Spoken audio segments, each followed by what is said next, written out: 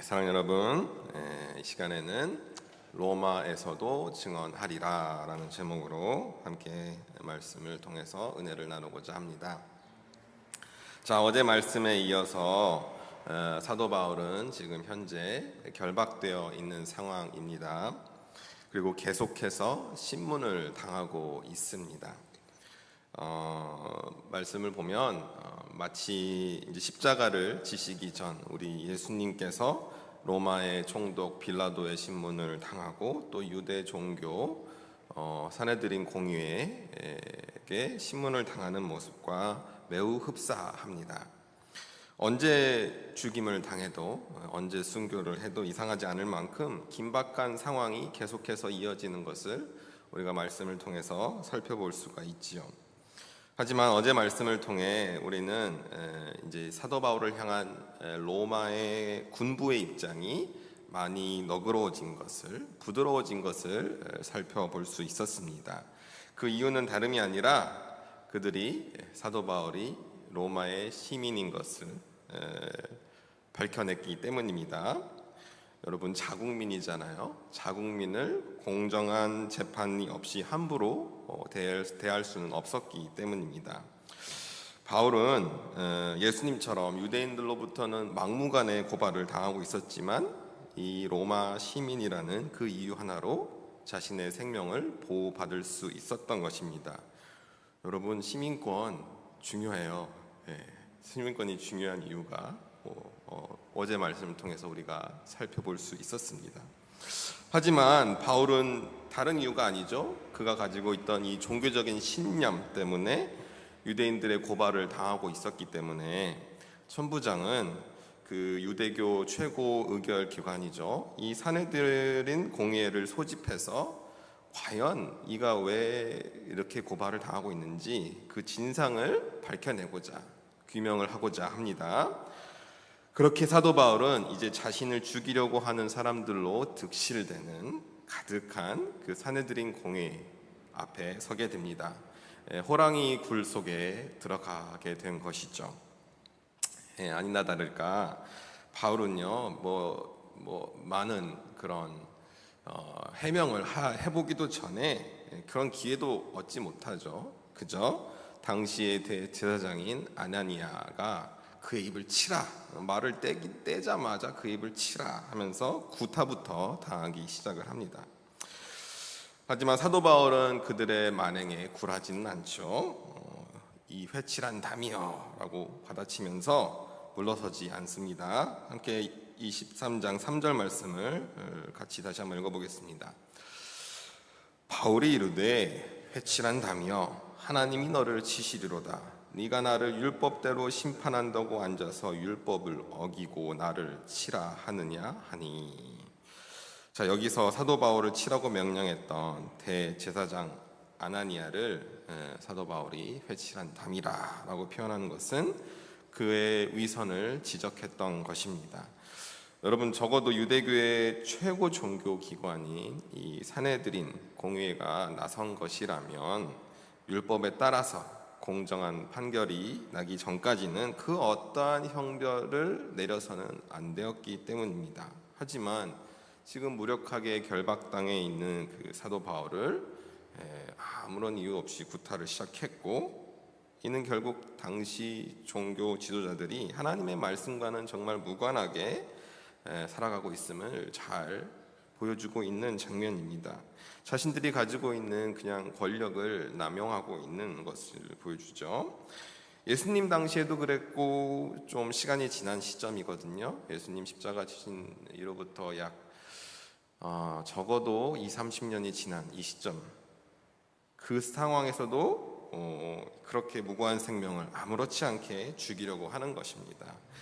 여러분, 마녀 사냥이 따로 없습니다.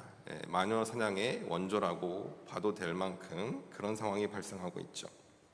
자, 그렇게 대화도 통하지 않고 상황을 타개할 방법이 전혀 없는 상황에서 사도 바울은 어떻게 하면 이 상황을 지혜롭게 벗어날 수 있을까 하고 방법을 찾기 시작합니다. 그리고 공회원들이 크게 사두개파와 또 바리새파로 나뉘어져 있는 것을 알고 있기 때문에 그들 사이의 이 이해관계를 파고 들어갑니다. 먼저 자기 자신도 바리새인입니다. 나도 바리새인의 아들입니다. 라고 주장하면서 바리새인들의 마음을 좀 얻어내려고 하죠. 그리고 자신이 결박당하고 있는 이유가 부활에 대한 소망에 대해서 내가 증거하고 있기 때문입니다. 라고 고백하기 시작합니다. 참 지혜롭게 사도 바울이 지금 상황을 벗어나고자 하는 장면입니다. 하지만 그가 절대로 거짓말한 내용은 하나도 없지요. 지혜를 구하면서 하지만 거짓은 구하지 않고 이 상황을 타개하려고 하는 것입니다. 어쩌면 그런 것도 저런 것도 따지지 않고 사도 바울은 그만큼 열정적으로 정말 때를 얻든지 못 얻든지 그가 가지고 있는 가장 중요한 핵심적 가치, 바로 이 부활 신앙을 증거하기에 힘썼던 상황이었을지도 모르겠습니다. 이런저런 거 따지지 않고 그가 가지고 있는 이때도 내가 부활을 증거해야 되겠다, 그런 마음으로 그렇게 지금 상황을 이야기하는 것일지도 모르겠어요. 우리가 잘 알다시피 사도 바울이 전했던 그 복음의 핵심적인 가치는 바로 예수 그리스도 우리 구주 되신 그분의 부활 사건에 있었기 때문입니다.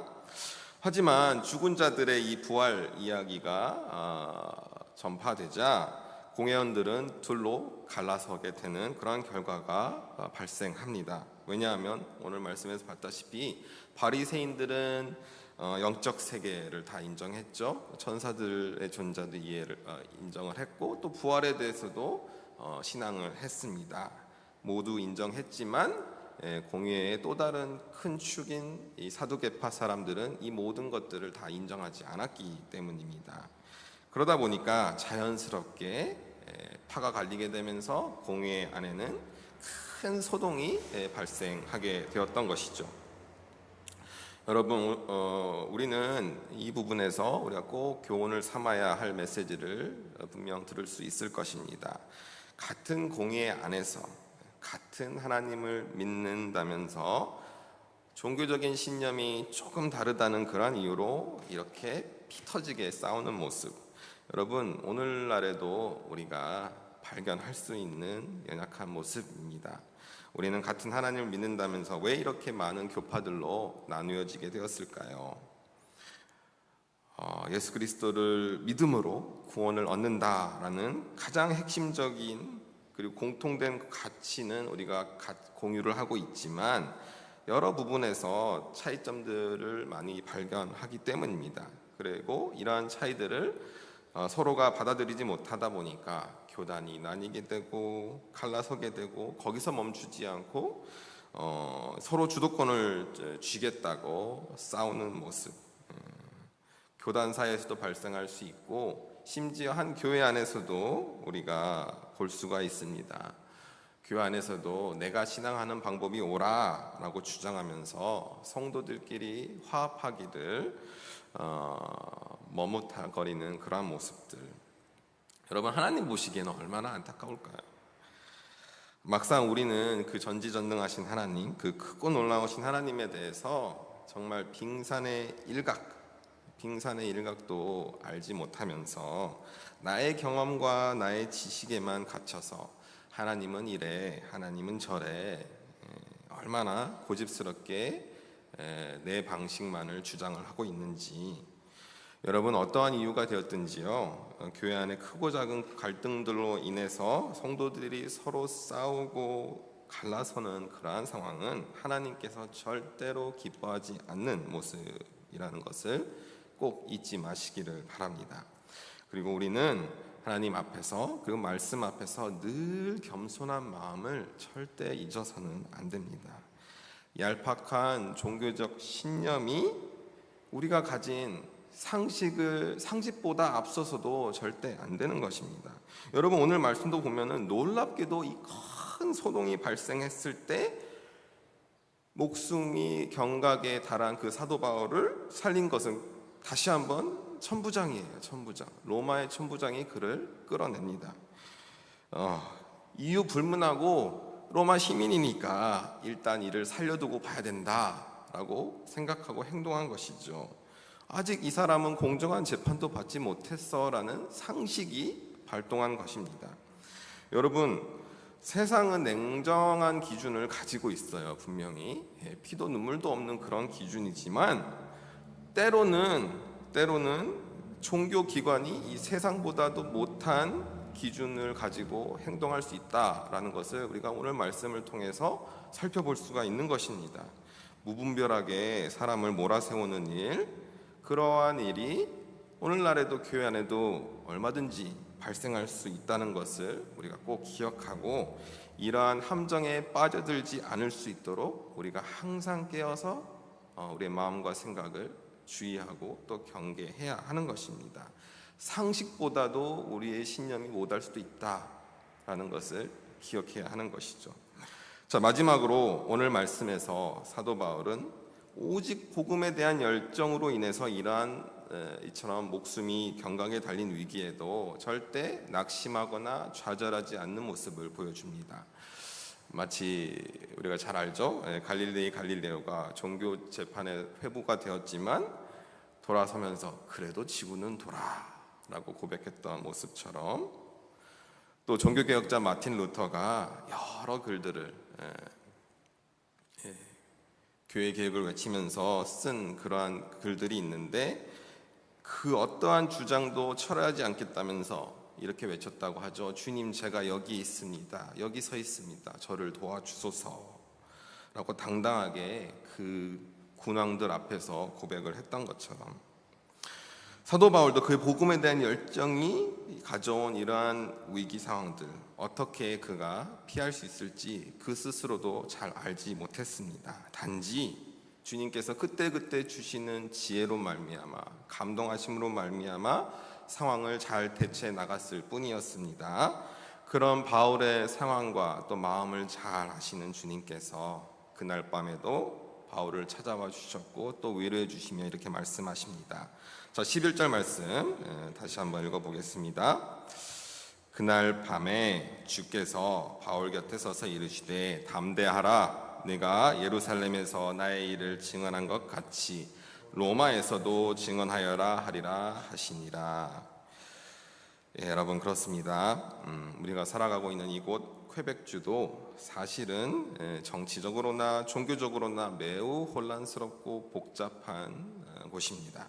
정치적으로는 이제 퀘벡의 골수분자들이 자신들의 권리를 날이 갈수록 더욱 강하게 주장하고 있는 상황이고요. 종교적으로도 계속해서 세속주의를 표방하고 있기 때문에 교회와 또 성직자들이 더 이상 설 자리를 점점 잃어버리고 있는 상황입니다. 하지만 이처럼 위태롭고 또 혼란스러운 상황 가운데에서도 우리가 항상 믿음 안에, 말씀 안에 깨어있기만 한다면 주님은 반드시 우리와 함께 하시면서 우리를 도와주실 것입니다. 하나님의 나라를 또 주님의 선교를 우리를 통해서 계속해서 이루어 나갈 것입니다. 여러분, 선교는 궁극적으로 주님이 부르셨고 또 그 말씀에 순종하는 주의 종들을 통해서 주님이 친히 행하시는 것이기 때문입니다. 어떠한 상황에도 불구하고 주님은 그 일을 포기하지 않으시고 계속 행하고 계십니다. 우리 교회의 올해 표어처럼 주를 힘입어 복음을 전파하라, 담대하라, 로마에서도 네가 나를 증언하니라. 오늘 주님께서 사도 바울을 위로하시면서 주신 이 선교적인 사명, 명령이 우리 모두의 명령이 되기를 간절히 소망합니다. 그렇게 올해도 우리에게 허락하신 귀한 원주민 선교와 또 여러 불어권 선교들을 우리가 잘 감당해내고 하나님께 기쁨이 되고 영광이 되는 교회가 될 수 있기를 시간 주님의 이름으로 간절히 축원을 드립니다.